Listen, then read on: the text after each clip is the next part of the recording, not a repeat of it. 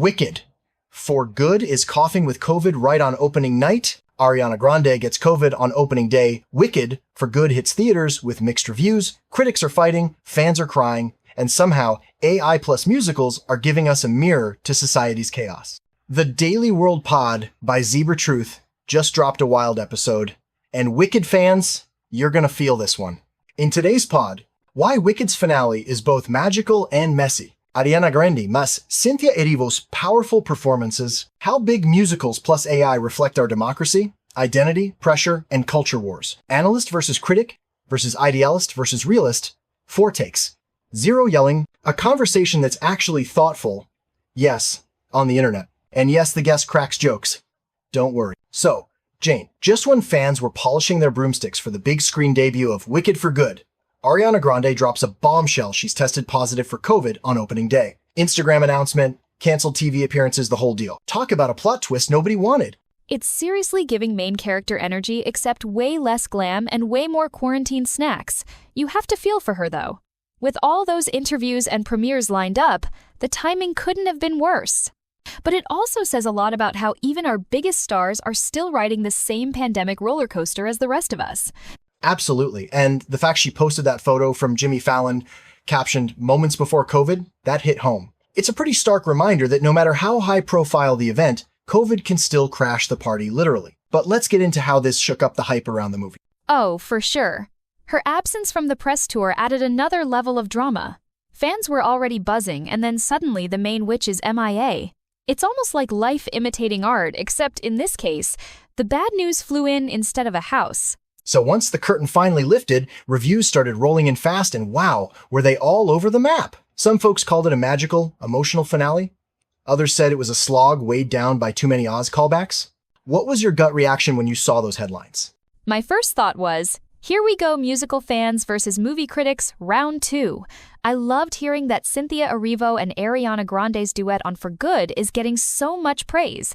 But at the same time, I couldn't help but laugh at the critic who called it Easter egg cinema at its worst. That's harsh, but also kind of hilarious. Right?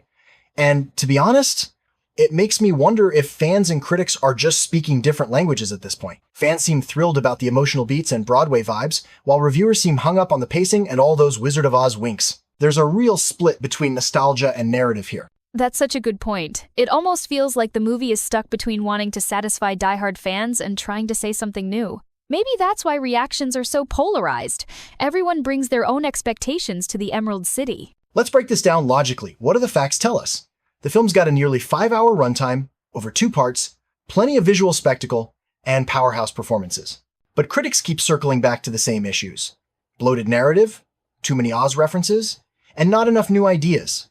Are we looking at a classic case of style over substance? Honestly, it's a bit of both. The spectacle is undeniable. Massive sets, big musical numbers, production design that looks ready to leap off the screen. But splitting the story into 2 films? That's risky, and some reviewers say it just drags things out. I get why some feel it's more about box office momentum than storytelling momentum. And then there's the new music. Some folks loved the Girl in the Bubble. Others felt the songs failed to live up to the original score.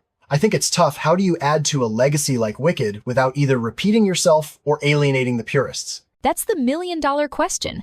I mean, look at how franchises like Star Wars get roasted for nostalgia baiting or not being true enough to the old stuff.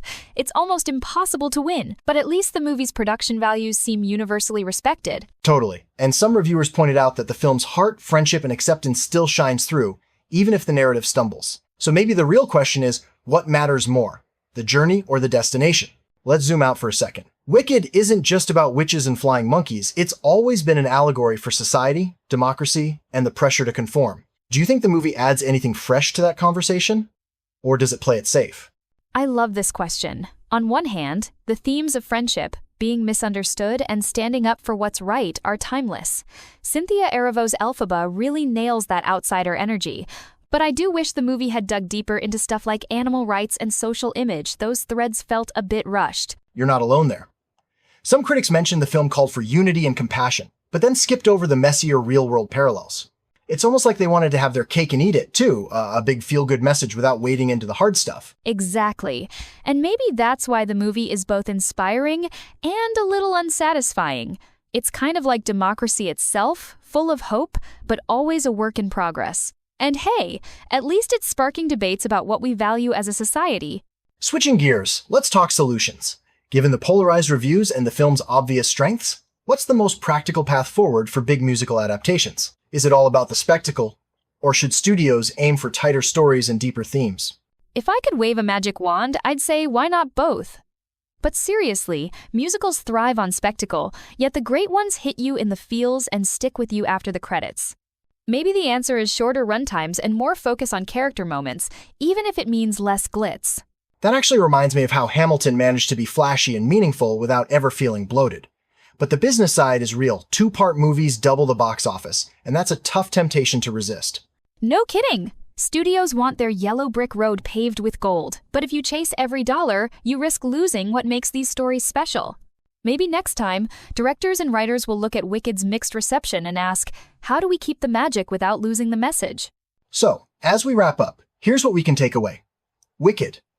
For good is a feast for the eyes and ears, but its heart and its flaws mirror the messy, divided world we live in. The mixed reactions aren't just about taste, they're about what we hope for in stories, and maybe even in ourselves. Jane, anything to add before we close out? Just that the best stories push us to look deeper at society, at each other, and at ourselves. No musical, no matter how dazzling, can do all the work for us. But if it gets people talking, disagreeing, and thinking critically, that's already a win in my book. Also, if Ariana's listening, get well soon. Oz needs you back on your feet. And for everyone tuned in, we want to hear your thoughts. Does Wicked, for good, live up to the hype? How do you balance nostalgia and progress in your own lives? Drop us a comment, tag us on TikTok, or even send us your musical hot takes.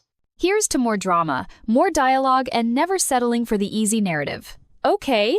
On that positive note, that's a wrap for today. Thanks to everyone for listening to the Daily World Pod by ZebraTruth. If you learned something new or found yourself debating with your screen, share the episode, subscribe, and keep the conversation going.